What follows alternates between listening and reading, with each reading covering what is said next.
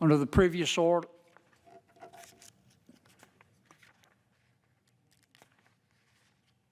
morning business is closed. Under the previous order, the Senate will proceed to executive session and resume consideration of the following nomination, which the clerk will report.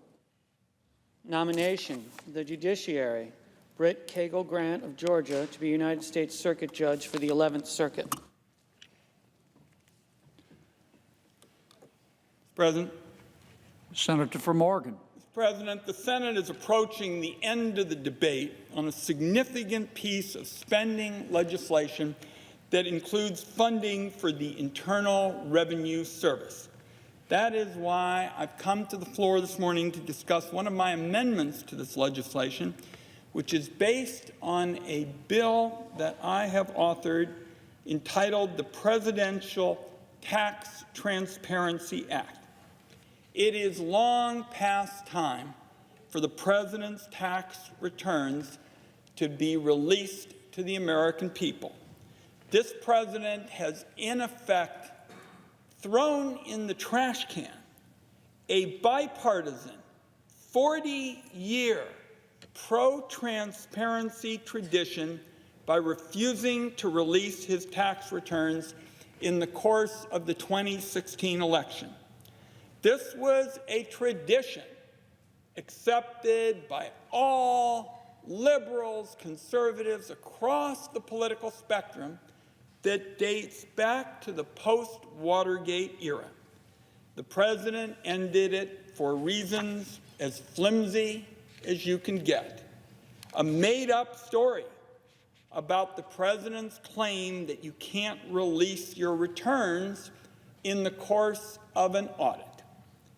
But now it's not just a matter of the President destroying a 4 decades good government campaign tradition.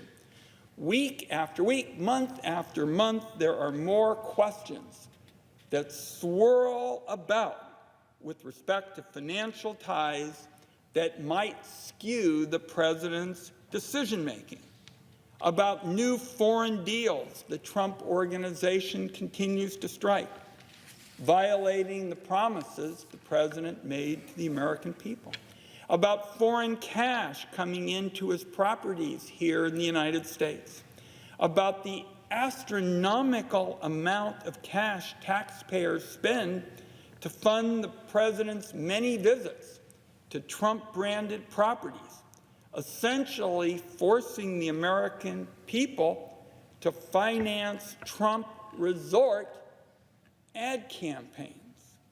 The episode that left more jaws on the floor than perhaps any other came a few weeks ago.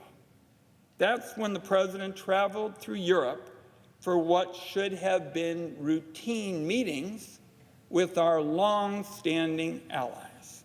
Instead, the President attacked our closest allies and put on a performance standing next to Vladimir Putin that few will soon forget. With a hostile dictator at his side, the President said the U.S. was, quote, foolish, and he threw our intelligence officials under the bus and refused once again to accept the conclusion that Russia interfered with our 2016 election. The cleanup he tried to do a few days later, in my view, was laughable at best. Following that meeting in Helsinki, people across the nation were left to wonder, does Vladimir Putin have something on the President? Does the President simply prefer dictators and strongmen to democratically elected leaders? Or does Putin have information or financial influence that he's exploiting? There was also the mystery of why this administration, which seems to stumble from decision to decision, sprang into action to save ZTE, a company that is a Chinese serial sanctions violator and a tech company that experts will tell you is a threat to our national security and Mr. President, and an open hearing of the Intelligence Committee. We have few. In response to my question, Mr. Ivanina, the new point person for the whole question, counterintelligence and counterterror, said ZTE he regarded still as an espionage threat. For all the President's tough talk about enforcing sanctions on countries that pose a threat to Americans, letting ZTE off the hook after it violated sanctions against Iran and North Korea is just baffling. Certainly shows signs of weakness.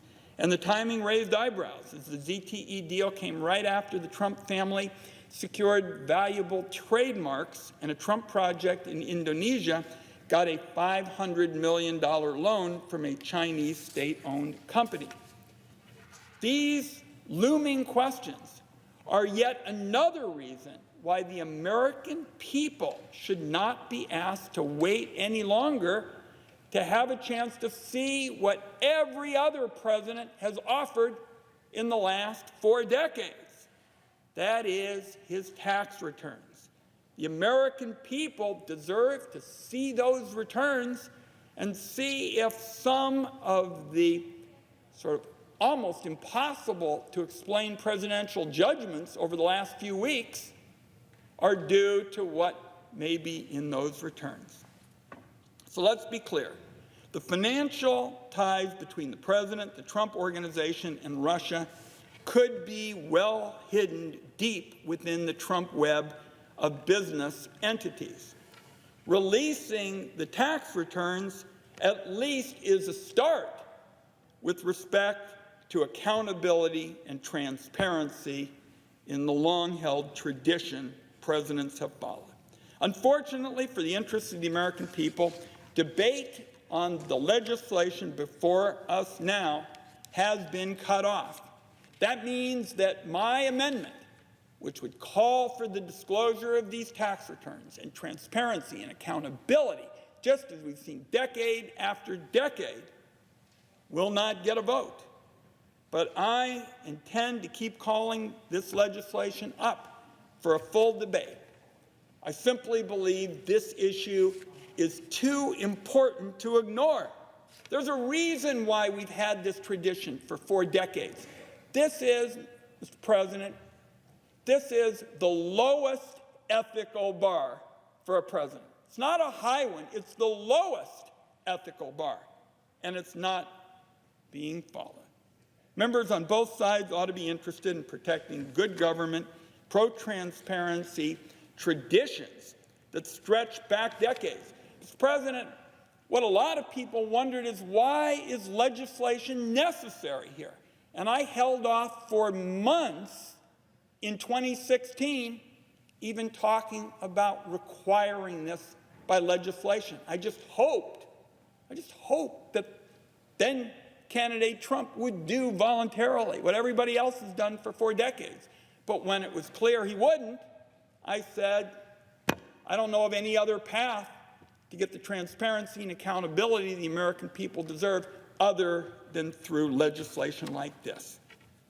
Nobody in the Congress ought to be in favor of keeping the American people in the dark about what is motivating the president's decision. And certainly all of us ought to be concerned about protecting against corruption. Helping Russia undermine NATO and letting sanctions violators, repeat sanctions violators, off the hook puts American interests in danger. The public has a right to know the truth of what's behind those decisions, and certainly a part of being able to make those judgments is having the chance, as we've seen for 4 decades, the opportunity to see the president's tax returns.